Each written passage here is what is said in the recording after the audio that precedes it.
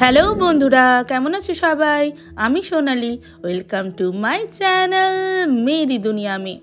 শীতটা বেশ জাঁকিয়েই পড়েছে। আমি এখন বাপের বাড়িতে। মা, আমি আরু গুনগুনকে নিয়ে রেডি হয়ে গেছি। ওদেরকে আজ নিয়ে যাব আমার মামা বাড়ি। বছর 5-7 হয়ে গেল মামা বাড়ি যাওয়া হয়নি। মামাও অসুস্থ। অনেক বছর আগে মামার স্ট্রোক হয়েছিল, তাই ভাবলাম এইবার একটু নিজেও ঘুরে আসি আর মেয়েদেরকেও আমার মামা বাড়িটা দেখিয়ে আসি। খড়গপুরে আমার মামা বাড়ি। আধ ঘন্টার মধ্যেই পৌঁছে গেলাম মামা বাড়ির সামনে। বাড়িটা ভাঙা হয়েছিল কারণ রাস্তা বাড়ানো হচ্ছিল, তাই সামনের পোর্শনটা ভেঙে আবার নতুন করে তৈরি হয়েছে, তাই এখনও রং হয়নি। চলুন ভেতরে যাই।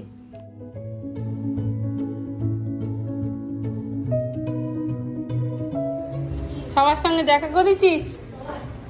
হ্যাঁ, সবাইকে চিনতে পেরেছিস? আরও অনেক ছোট ছিল যখন লাস্ট মামা বাড়ি এসেছিলাম, তাই এখন ও আর কাউকেই চিনে উঠতে পারছে না। এটা আমার মামা, এটা আমার মামিমা। ক্রিসমাসের এই ছুটিতে ছোটবেলায় সবাই মিলে আমরা চলে আসতাম মামা বাড়িতে। এটা আমার দাদু দিদিমার ফটো। মামা বাড়ি এলে এখনও দাদু দিদাকে ভীষণ মিস করি। এখনও ভাবি যদি পুরনো দিনগুলো আবার ফিরে আসতো। গরমের ছুটি হোক বা শীতের ছুটি বা পুজোর ছুটি হোক, সবাই মিলে চলে আসতাম আমরা মামা বাড়ি। 2 মাসি, ভাই বোন সবাই মিলে একত্রিত হয়ে কাটতো দিনগুলো অসাধারণ। এটা এখানে আছে দিদিমার ফটো। দিদিমা দাদুর ফটোর জন্য 2টো মালা নিয়ে এসেছিলাম। এই নভেম্বর ডিসেম্বরেই দাদু দিদা চলে গিয়েছিল, একজন নভেম্বরে একজন ডিসেম্বরে, তাই এই সময়টা এলেই মনটা কেমন উদাস হয়ে যায়। এটা আমার মামির ছোট্ট বাগান বাড়ি। চলুন দেখি এখানে কি কি গাছ আছে। মামিমার এখন গাছের ভীষণ শখ, তাই ছোট্ট জায়গার মধ্যে যতটা সম্ভব পেরেছেন গাছ লাগিয়েছেন। কারি পাত্তার গাছ, কুমড়ো গাছ। তবে রাস্তার ধারে হওয়ার জন্য ভীষণ ধুলো পড়ে যায়। আরও এদিক ওদিক দেখছে আর কি করবে বুঝে উঠতে পারছে না। আমরা ওই 10:30 পৌনে 11টার দিকে চলে এসেছিলাম। আগেই চলে এলো জল খাবার। মামা বাড়ির আদর বলে কথা, ডালপুরি, মিষ্টি আর তরকারি। এবছর এসে প্রথমবার মামা বাড়িতেই ডালপুরিটা খেলাম। ডালপুরিটা কিন্তু দারুণ ছিল। খাওয়া দাওয়ার পরে সবাই মিলে জমিয়ে কিছুক্ষণ আড্ডা আর চললো রান্না বান্না। মাও প্রায় অনেক বছর বাদেই বাপের বাড়ি এলো। একা একা আসতে পারে না, তাই মায়ের আর আসা হয় না। এবার আমিও মাকে তাই সঙ্গে করেই নিয়ে এলাম।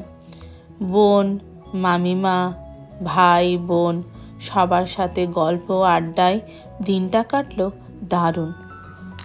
বোন ভাই দুজনেই জব করে, তাই রবিবারটা হলে ওদের ছুটি থাকে, তাই রবিবার দেখেই আমি চলে এসেছিলাম। চলে এসেছে লাঞ্চ। ব্রেকফাস্ট করার পর লাঞ্চের জন্য বিশেষ জায়গা ছিল না। বিরিয়ানি, চিকেন চাপ আর মটন কষা দিয়ে রবিবারের লাঞ্চটা একদম জমে ক্ষীর।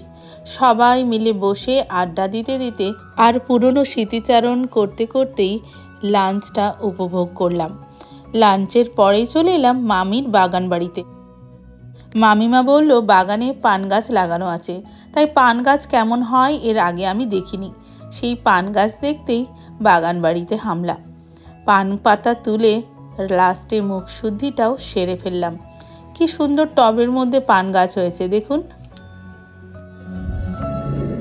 বিকেল 5টা বাজে। দিনটা যে কিভাবে কেটে গেল বুঝতেই পারলাম না। চা, পাঁপড়, চিপস খেয়ে বাড়ির জন্য রওনা হব। মনটা আবার একটু খারাপ হয়ে যাচ্ছে। সবাই মিলে সারাদিনটা অনেক ভালো কাটালাম।